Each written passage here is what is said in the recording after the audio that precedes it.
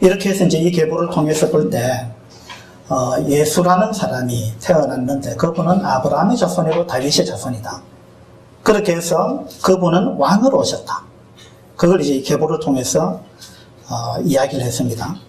그런데 이제 마리아의 몸속에 잉태가 됐는데 요셉은 마리아와 증혼한 요셉, 이 약혼자 요셉이 이제 이걸 알았습니다. 19절입니다. 19절. 그의 남편 요셉은 의로운 사람이라 그를 드러내지 아니하고 가만히 끊고자 하여 이 일을 생각할 때에, 자, 요셉이 어느 날 자기 약혼녀가 임신을 했다는 걸 알았어요. 자기는 그 여자와 잠을 잔 적이 없는데 자기 약혼녀가 임신을 했다는 걸 알았습니다. 여러분 같으면 어떻게 했습니까? 가만 안 두시네요. 가만 안 두죠. 근데 이 당시에 유대에서는요, 이런 일이 딱 벌어지면 이 여자는 돌에 맞아 죽어야 되는 사람입니다. 이게 구약의 율법이에요. 돌에 맞아 죽어야 되는 죄를 지었습니다. 근데 사실은 마리아가 죄를 지은 건 아니죠. 이건 성령으로 잉태된 겁니다. 그 마리아는 이걸 알았어요. 요셉은 모릅니다. 어떻게 알겠어요? 요셉은 의심할 수밖에 없습니다. 야, 나의 약혼녀가 완전히 불륜을 저질렀네. 이렇게 의심할 수밖에 없어요. 근데 이 요셉은 대단한 사람이었어요. 19절에 보니까 그의 남편 요셉은 의로운 사람이다 이랬습니다.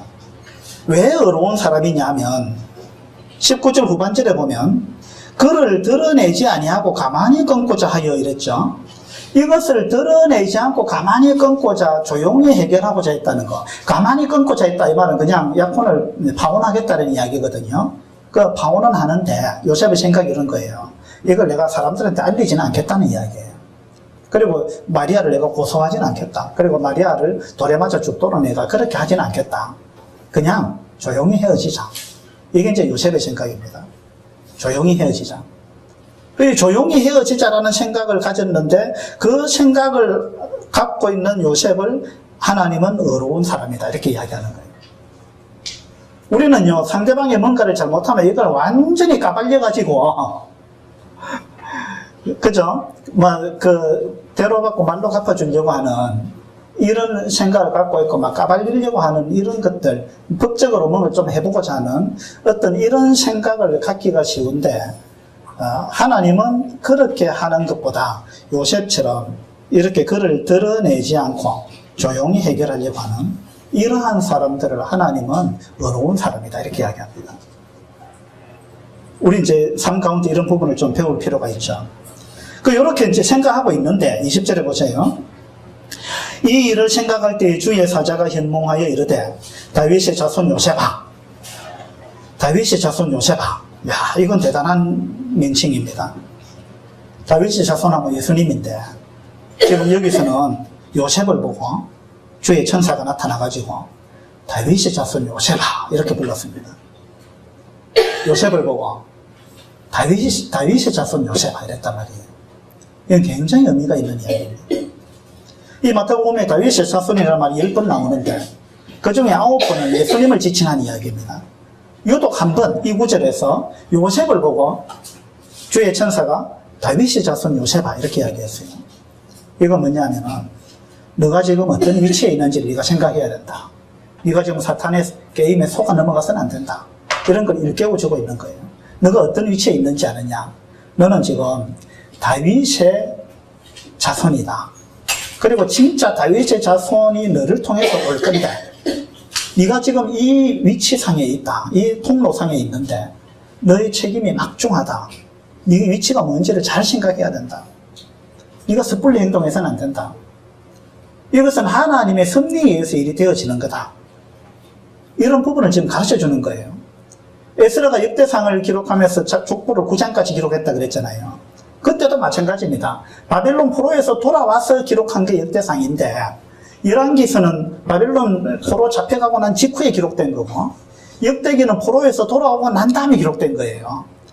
역대기를 기록한 목적이 있습니다. 뭐냐면은 그들이 바벨론 포로에서 돌아와가지고 강대국들 사이에서 정말 초라한 모습으로 한 5만 명 돌아와가지고 힘없이 그렇게 핍박을 받고 있는데 그들이 축 처져 있는데 그때 에스라가 돌아와가지고 너희가 왜 처져 있느냐? 처져 있을 이유가 없다. 왜냐하면 이 족보를 봐라. 우리는 다윗의 자손이지 않느냐? 우리를 통해서 메시아가 올 거다. 그러니까 우리가 어떻게 해야 되겠느냐?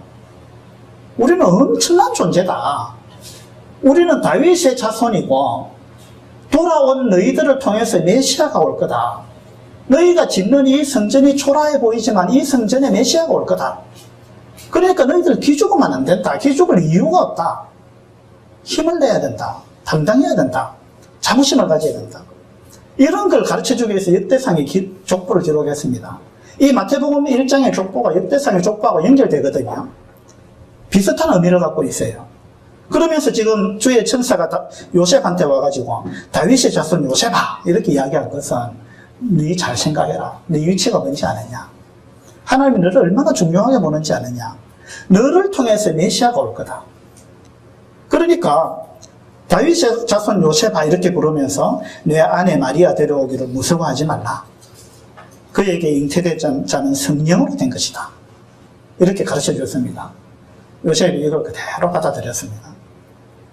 이게 뭐냐면은 요셉이 하나님의 통치에 승복했다는 이야기입니다. 마리아도 마찬가지입니다. 마리아가 전년대 자기 약혼한 남자가 있는데 아직 결혼도 안 했는데 근데 천사가 와가지고 네가 아기를 가질 거다. 그 아기 이름을 예수로 하라. 뭐 이랬단 말이에요. 마리아가 암담한 겁니다. 생각해 보세요. 여러분 결혼하기 전인데 네 지금 뱃속에 아기가 생길 거다. 결혼도 안 했는데 얼마나 황당한 이야기예요. 그런데 마리아한테 와서 그 천사가 동거하기 전인데 성령으로 잉태된 것이다 하고 이제 이야기를 했단 말이에요. 그 마리아가 이것이 하나님의 뜻이구나 하고 받아들였습니다.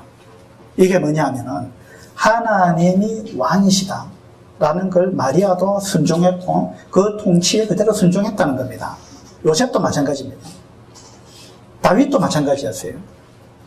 이 마태복음을 통해서 지금 누가 왕이냐 그리고 우리는 왕 앞에서 어떻게 해야 되느냐 이런 부분을 지금 보여주고 있습니다.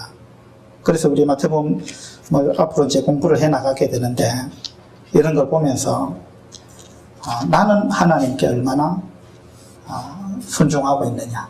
하나님의 통치에, 매사에, 하나님이 허락하신 일, 하나님의 승리 가운데서 나는 하나님의 통치에 내가 얼마나 순종하고 있는가. 이런 부분들을 우리가 한번 돌아볼 수 있으면 좋겠습니다. 네, 기도하겠습니다.